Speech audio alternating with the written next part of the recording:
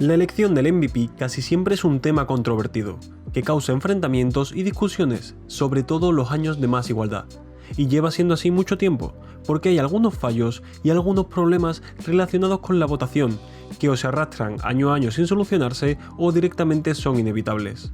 Hoy quiero hablar de por qué la elección del MVP no es totalmente justa, qué aspectos son problemáticos y si existe manera de resolverlos.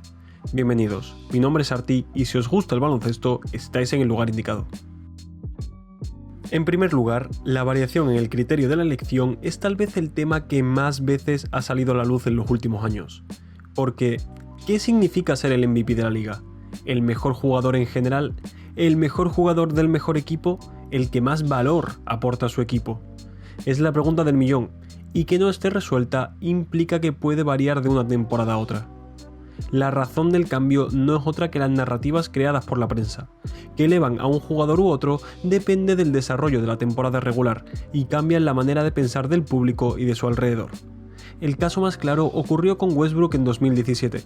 A pesar de que sus Thunder no llegaron a las 50 victorias, ganó el MVP, siendo solo el quinto jugador en hacerlo con un equipo que hubiese ganado tan poco. Esto fue porque Kevin Durant había abandonado el equipo en verano, y Russ, como la única estrella de Oklahoma, los llevó a los playoffs promediando un triple-doble, algo que nadie hacía desde Oscar Robertson a inicios de los 60. Todo el mundo estuvo empujando su candidatura, y acabó ganando, a pesar que el mejor jugador del mejor equipo era James Harden. Harden se quejó por eso, y el año siguiente, al ganar el MVP en una temporada aún mejor a nivel individual, dejó un discurso para el debate.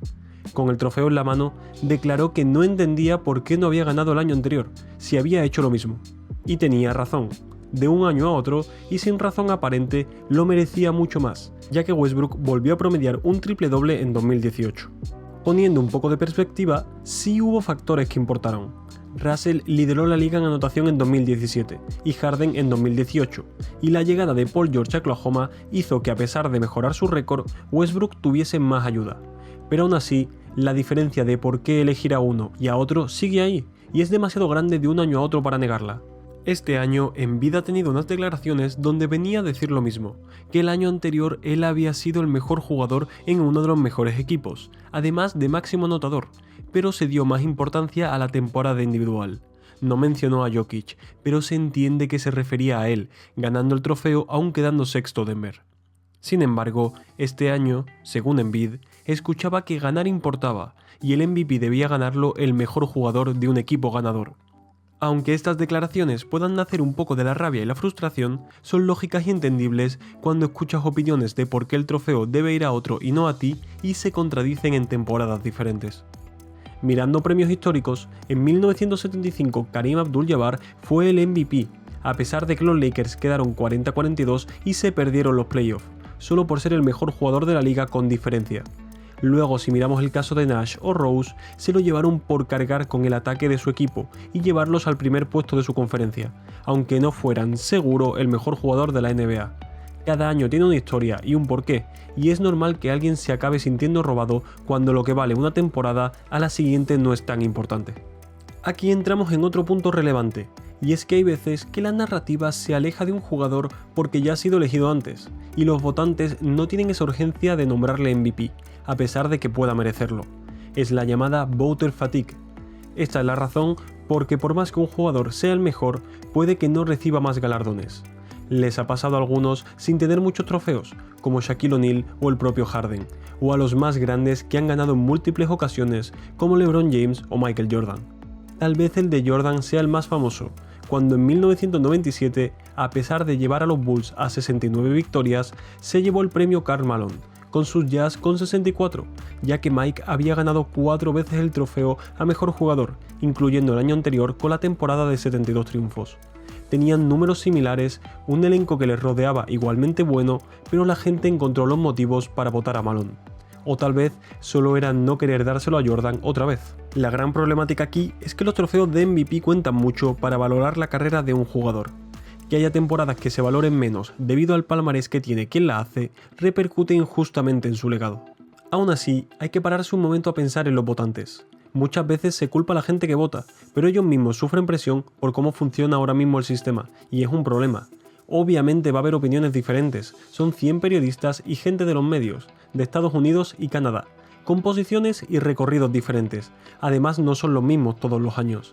La cosa es que el voto es público, lo cual parece estar bien para evitar que la gente tome malas decisiones y no pueda ser cuestionada por ello, pero también es negativo. Lo es porque favorece las tendencias de grupo para evitar ser juzgado, y sobre todo apartado de la opinión pública por intentar no seguir las narrativas. Estos votantes al final viven de hablar públicamente de la NBA, y si ven un riesgo en no seguir lo dictado por la mayoría, pueden evitar hacerlo. Hablaba en una entrevista Mark J. Spears, un analista senior de la NBA, que dejó de votar por la toxicidad que rodeaba el proceso, ya que recuerda que en 2017 un entrenador le dijo que mejor que votar a Harden en vez de a Westbrook, ya que él le iba a dar más entrevistas, pero si veía que no le había votado, no lo haría. Es una gran presión y responsabilidad que puede condicionar tu carrera profesional. ¿Realmente merece la pena ir en contra de la mayoría entonces? De alguna manera, todos estos motivos se ven reflejados este año en la necesidad de los jugadores y su entorno de promocionar la candidatura, porque si no parece que no vale o no cuenta.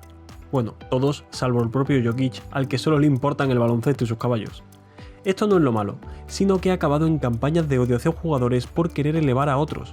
El ejemplo más claro es las declaraciones de Kendrick Perkins que los MVPs con poca anotación en los últimos años eran blancos, y eso era culpa de los votantes, implicando racismo y menospreciando las temporadas de Jokic. Y es que no toda la narrativa vale. En cuanto al voter fatigue, son interesantes las declaraciones de DeMarcus Cousins, que decía que Jokic no podía ser MVP 3 veces seguidas, porque le metería en la conversación del mejor jugador de la historia, y eso no tiene sentido. Pero, ¿y si se lo merece? ¿Por qué no dárselos? Estos son argumentos que pueden llegar a usarse, pero no deberían.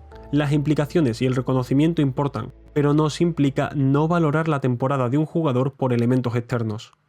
Tras todas estas explicaciones, ¿cuáles son las soluciones que podrían existir para estas dificultades? Pues una podría ser definir criterios, para que cada año no varíe a qué se le da valor para el premio. Número de victorias de su equipo, la cantidad de ayuda que tenga, números de anotación y eficiencia... Hay muchos posibles valores que añadir. Eso sí, esto podría beneficiar a algunos jugadores y fastidiar a otros de manera permanente, y no temporal como ahora. Habría que elegir muy bien, si se impone alguno, que fuese justo para todos, pero es complejo. Un mínimo de victorias haría que un jugador estelar en un equipo mediocre no llegara.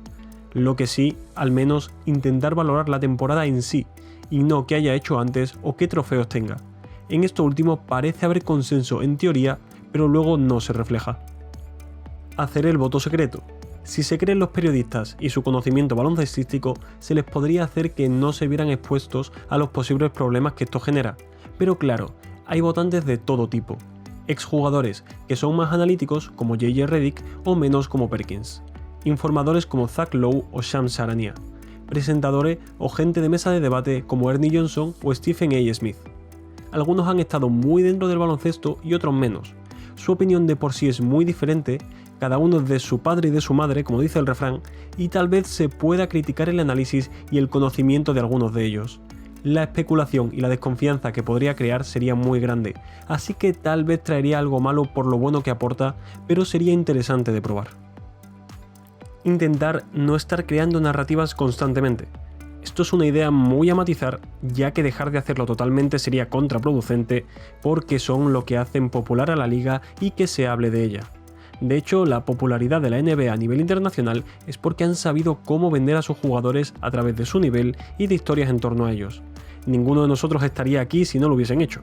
Es obvio que van a seguir existiendo ya que son necesarias para el buen funcionamiento de la liga. Lo único que debería de parar es el desprestigio de jugadores para intentar elevar a otros, ya que es un terreno feo y que puede generar mal debate, del que se centra en menospreciar. Pero la prensa deportiva es la prensa deportiva, y hay ciertas cosas que no se van a poder solucionar. Son parte del espectáculo, para bien o para mal.